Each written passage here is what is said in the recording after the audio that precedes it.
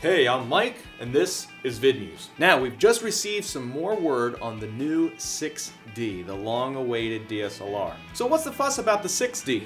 And why is it not the 8D? Are we going backwards? So the Canon 6D is going to rate somewhere in between the 5D Mark III and the 5D Mark II.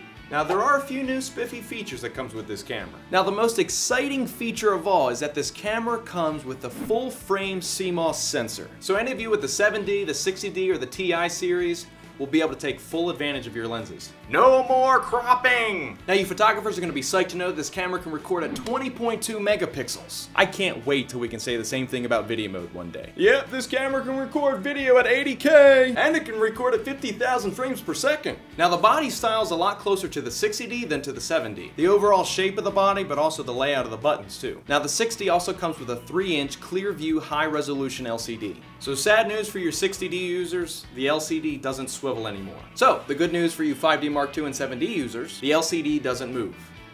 Just like before.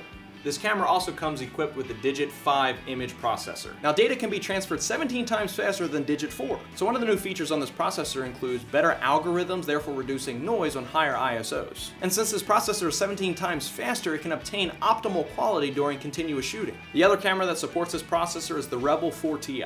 Now, the 6D also includes 11-point autofocus points. This camera can also shoot 4.5 frames per second in RAW while maintaining 20.2 megapixels. Now, the ISO has a range of 100 to 25,600. Now, the 6D comes equipped with built-in HDR and multiple exposure shooting modes, just like the 5D Mark III. Now, another feature that I like is the Wi-Fi connectivity. Now, this would be great for you photographers who need fast previewing wirelessly. Now, I don't see how this is going to be very useful during file transferring because we're going to be using such stinking huge files. Not to mention this will probably consume a lot of battery power, not to mention the limitations of wireless speeds. We transferred one video in 3 hours. Cool! So I don't see a huge use with the Wi-Fi, but it's nice to know that it's there. Now, the 6D also comes with GPS connectivity. Again, I don't see a huge need for this. Now, our video modes are pretty much the same. Full 1080p and 30, 25, and 24 frames per second. And yes, it supports 720p at 60 and 50 frames per second. Now, the outputs are pretty much the same. We've got a simple AV output as well as a mini HDMI port. Now, there's no talk whether this HDMI port supports uncompressed video, but if it's anything like the Mark III, I doubt that it does. Now, there is a 30-minute limit on video recording. Now, this surely beats the 11-minute limit that we have with the 7D, as well as the other cameras without the Magic Lantern hack. Now, what type of memory does the 6D take?